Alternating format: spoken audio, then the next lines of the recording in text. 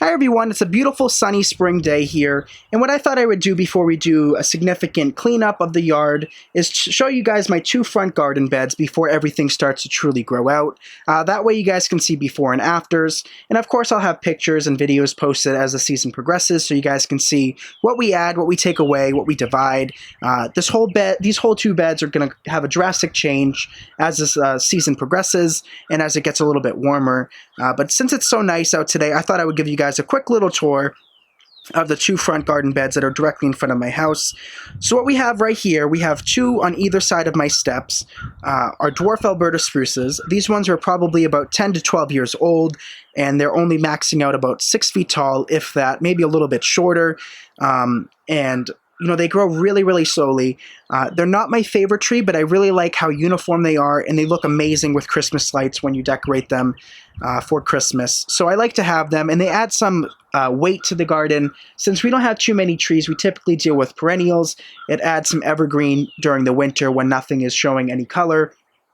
So we have the dwarf Alberta spruce, which is actually starting to grow out. You can see the tiny little buds of greenery on them. And this has all happened within the last 2 or 3 days. It just happens so fast once we get a little burst of warmth. But behind it, what we have are some Siberian iris as well as some bearded iris. And those actually came from Ipswich, Massachusetts. There was a lady who posted on Craigslist giving away some free perennials. And if at all, you guys know how frugal I am, if at all possible, and I can get perennials for free or on clearance that are kind of not doing their best at Lowe's or Home Depot, I always pick them up because for some reason I have a green thumb and I'm able to revive them.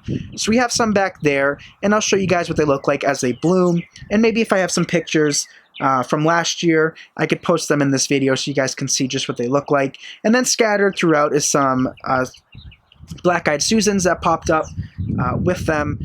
Those most likely will be removed. But what we also have in front of it, right behind it, is a hosta, and this one's more of a blue hosta, and I absolutely love the color and the texture of it. But it's right there, and it does quite well, but it does kind of crowd this entire area. It does grow about 3.5 feet wide by 3.5 feet tall, and I guess that'll grow even taller this year. It is one of the larger hostas. But right in front, what you see, those 3 little shrubs, I planted in a triangular effect, which is the same thing we do with our wreaths. As you guys know, for those of you that watch my wreath videos, we like to do things in odd numbers. I'm the same way with my gardens. So we have 3 azaleas right here, and they have a darker foliage, and they're not as bushy as, you know, typical azaleas are, but they have nice red flowers, and you guys know I'm a huge fan of red. But they're not as showy as I'd like, so maybe I'll move them this year so that we can bring in some more color and some more drama, just because even after they bloom out, this is as luscious as they'll get. They're not going to get any more foliage, and they just don't look as great as I'd like. But adjacent to them, we have a sedum right here. This is an autumn joy sedum, and they have beautiful dark purple, darkish pinkish purple flowers on them that kind of turn into a bronze as the season progresses. But we have 3 perennials in this garden that have to be divided every year to every 2 years in my area, which happens to be the Autumn Joy Sedum. We also have Catmint, Walker's Low, as well as Salvia Sensational Rose. And those 3 typically have to be divided every year to every other year, just because they have a tendency to flop, and it does look unsightly as that happens. So I like to keep them nice and tidy and smaller. That way they're able to support their own weight and not topple over. But if we move the camera over, this is the Walker's Low Catmint, and if I'm going to be honest, I did kind of let this one go for the last couple of years. I think this one hasn't been divided in 2 years, and all of the sedums we have, all of the salvias, and all of the catmints, they all originated from one plant. This was the original plant, and the sedum I just showed you was the original plant. And when you divide every year to every other year, you get more and more plants than you know what to do with. I typically give them to friends and family if they would like some perennials, but this is especially one that has to be divided. You know, hummingbirds are a huge fan of this. I always have hummingbirds here, which is always nice if we're sitting on the front steps to watch the hummingbirds feed off of them. but it does look unsightly once it flops over, and this one already flopped over last year, so I know it's gonna this year as well. And all of the growth you see here is only about a week to a week and a half, so they do go really fast, and this one will completely cover from the hosta all the way around. And the hosta right behind it is a summon substance hosta, and this is one of the largest hostas around. I think this might be the second largest next to Empress Rue. I could be mistaken, but it does grow incredibly fast and incredibly tall and wide. This one grows about 4.5 feet tall, or that's what I measured it last year, 4.5 feet tall by 4.5 feet wide. And I expect it to do even more this year. So it completely surrounds the Walker's Low catmint, which grows into it. It goes all the way here, and it's just too large for this area, so I will be taking that out. But right in front of the catmint, we have a variegated hosta, and I have all sorts of hostas. My favorite tend to be the larger hostas as well as the variegated. And we have a tendency to do black mulch in our garden. That's just our preference. We love it. So the variegated hosta really have a nice pop against the black mulch. And this one, as you can see, it's kind of been hit by the rabbits. The rabbits are in full swing this year. We haven't had a season like that before, but hostas are very resilient, and they will definitely grow it again and put on a whole different fresh growth of leaves. We have more sedum autumn joy. That, I believe, is one of the only few sedums I have. So we have the sedum autumn joy right there. And then what we have behind it is Coreopsis. This is just your typical yellow Coreopsis. And this started as just a few stems just last year. And as you can see how prolific it is, it just grows incredibly fast. So I have this all over my garden. So more than likely, I'll just remove this whole plant. It is pretty, just even the foliage as is, but it does have very dainty little yellow flowers. But it is still very pretty, just the foliage. But I most likely will just take this and either give it to friends and family or toss it, because we have loads of this throughout my entire garden. And then if we keep zooming back, we have a display of daffodils that are kind of reaching their end, as well as some tulips. We have 3 tulips that somehow popped up, 3 red tulips. But these, once the flowers go, I will cut the stalks all the way to the ground and leave all the foliage until it turns yellow. That way that the energy from the greens goes back into the bulbs and provides a whole great display next year. But I like the assortment we have here. I most likely will take out the tulips. I've been saying that for 4 or 5 years, so I don't know if I'll get to it. But I'll most likely take those out and kind of disperse them, because when we first started this garden bed, we did put landscape fabric, so it kind of restricts how big the daffodils and tulips actually grow. So I want them to be able to spread and naturalize. But we have more of the variegated hosta, and typically all of these perennials, like I said before, have been divided and divided and divided once more. So basically all of them came from one original source. And then if we keep looking down, we have more of the salvia. This is Salvia Sensational Rose, so it kind of is like a pinkish flower. And I absolutely love it, but it's definitely something you have to stay on top of and divide constantly. But if we zoom in a little bit, I don't know how well the camera will pick up, but we have a bunch of seedlings that seem to pop up this year. And that's okay. Sometimes I just pull them out if I don't want them, and sometimes I just save them until they grow a little bit bigger, and then I remove them. So here's some of the black landscape fabric. And any garden beds I create from here on out, I won't be using that. I'll just remove all the grass and the weeds by hand, just because it is a nuisance trying to add your plants to your garden with having this fabric. But we have another little baby right here of the salvia, and if we keep going up the sidewalk, we have more and more and more. Here's another one of the Autumn Joy sedums. And then the only shrub we have planted so far in this front bed, which is kind of crazy. We need to have more weight in this garden. We need some more evergreens, which I picked up. But this is a Miss Kim lilac. I believe it's a dwarf lilac. It hasn't put on too much growth in the last 3 or 4 years, but it is just loaded in blooms, which hopefully we can see on the camera. But I love this lilac because the traditional lilacs do just grow incredibly large, and I don't want that in front of my garden. But all of these right here are just little buds, and it's just loaded this year, which it hasn't done in the last couple of years. But what we also have is more summon substance hostas. We have 2 of them in this bed, and I've yet to divide either of these. Reason being, for the smaller hostas that max out about 24 inches, I divide those all the time because it doesn't really stop their growth or kind of stunt it for a little bit. But for the larger hostas, I like to leave them where they are. I like to find kind of like their final destination, if you will, because the longer you leave them exactly where they are without dividing them, the larger they get. And my plan was to have 2 huge large hostas here, but obviously things have changed. These ones just get too large. And as I said in the beginning of the video, this is one of the hottest, most sunniest parts of my garden, these 2 front garden beds. And even though these hostas do put up a heck of a fight throughout the summer months, it does take a toll on it, mid-August with the sun blaring on it and the heat, and they start to brown around the edges. But these are one of my favorites because they kind of have a chartreuse to golden foliage, and I absolutely love it. And if I'm able to post pictures of that as well, I will post that in this video. But we have more daffodils. These ones seem to be a little bit smaller, maybe tete-a-tete, maybe a little bit larger than that.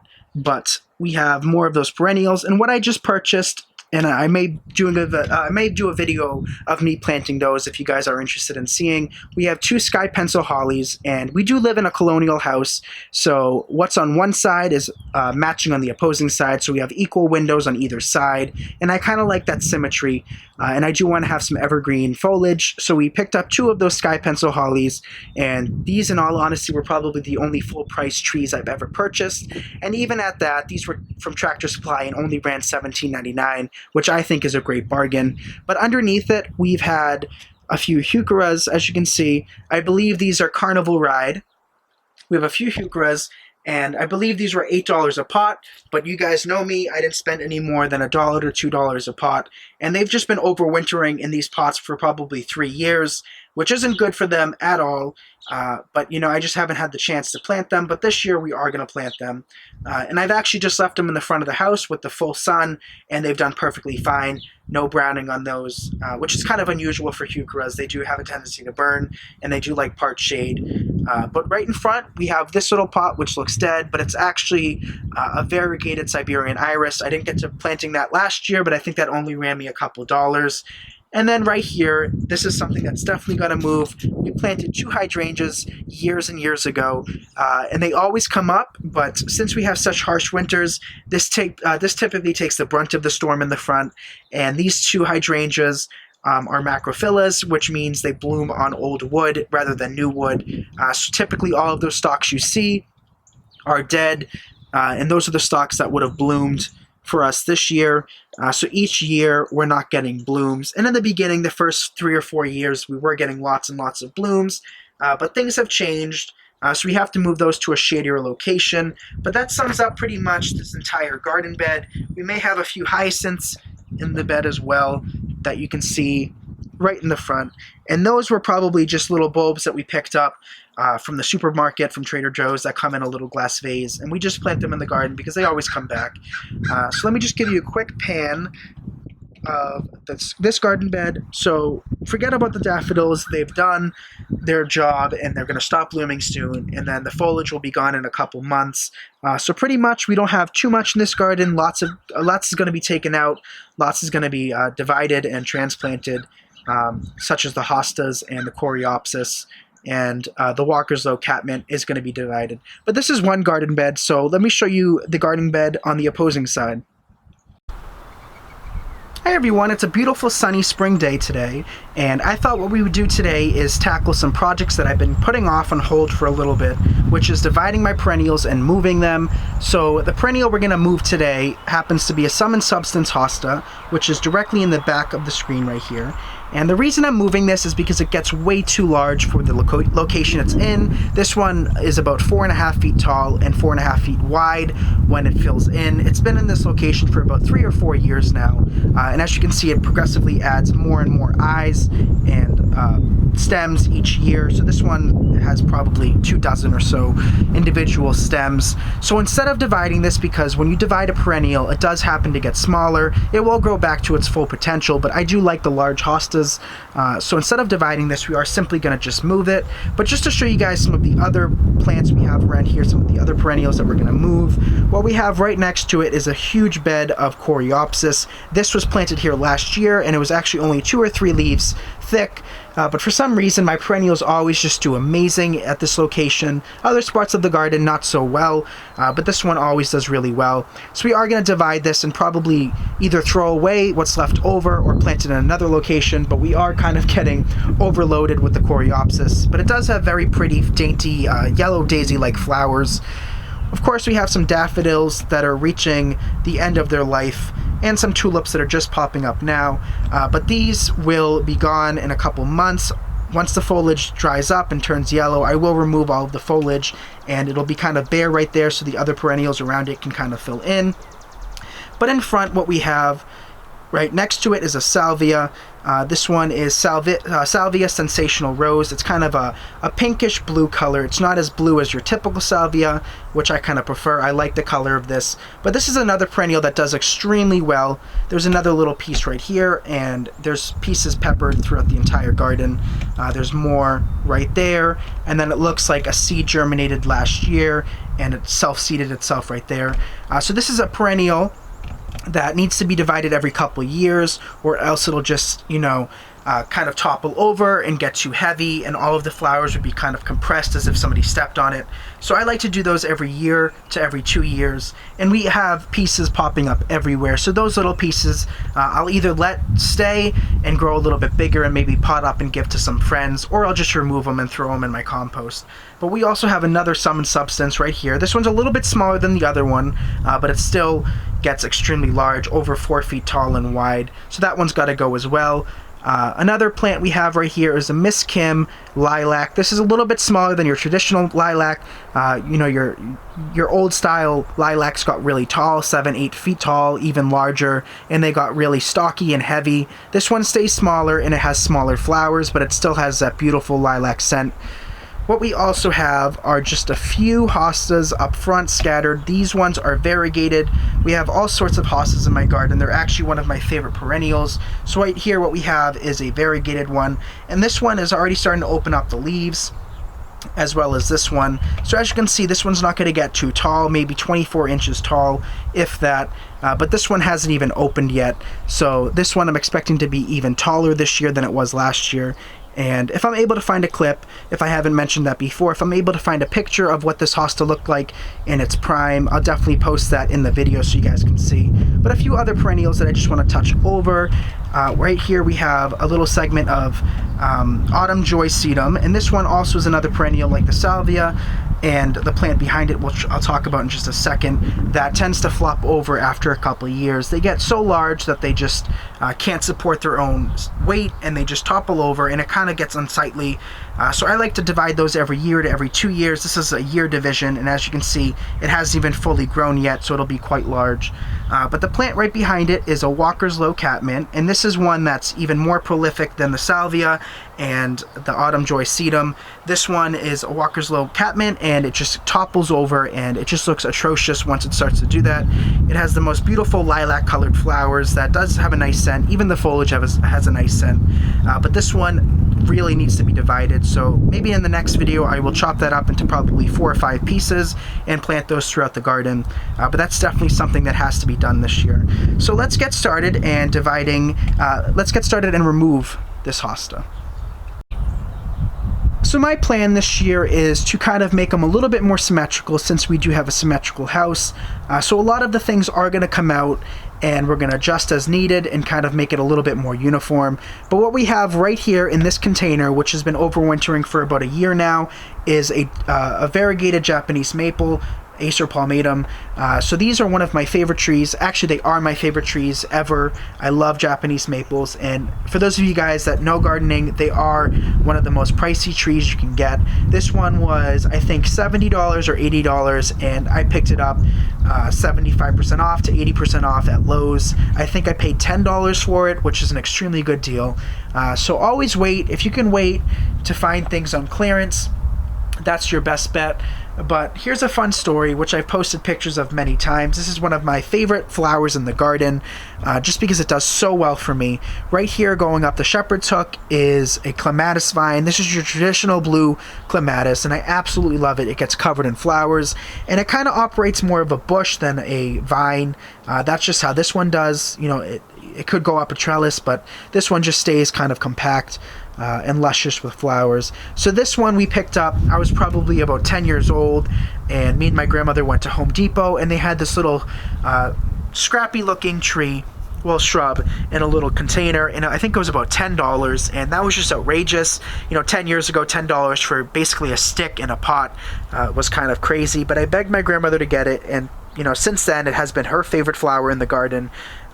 She absolutely loves it, as do I.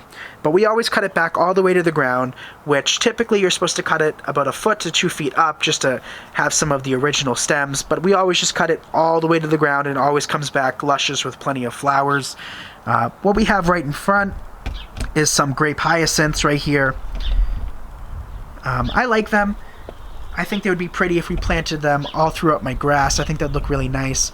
But we also have some more variegated hostas, and as you can see, these ones are a little bit closer to the house, which means they're getting more warmth from the house and they're growing a little bit faster. And these ones haven't been hit by the rabbits, but I love them. I love them with the black mulch, and I love the way they look with that, with the contrast. But here's another hydrangea that's been here for probably 10 or so years. Same with the Clematis. But this one doesn't do well because it does get hit with heavy storms and all the snow gets piled on it. So all of those stems you see most likely are dead, and since this is a hydrangea macrophylla, it does bloom on old wood, so we are going to have to move that to kind of shelter it a little bit so that the old wood can last from season to season and provide us with beautiful blue blooms. So I don't remember what side because it didn't bloom last year all that much, but one side's more acidic and one side's more alkaline, so this hydrangea is actually turning blue on one side and purple on the other side, purplish pink. So it's kind of like a dual colored hydrangea, just simply because the soil is more acidic on one side and more alkaline on the other. But we have some daffodils that popped up this year, as well as some more salvia, and like I said, all of those came from one original plant. And this coreopsis right here was no more than 1 or 2 stems thick last year, and it just grows prolifically. Right behind it we have a very traditional blush pink peony, and this one I divided a couple years ago, and it seems to really like this location.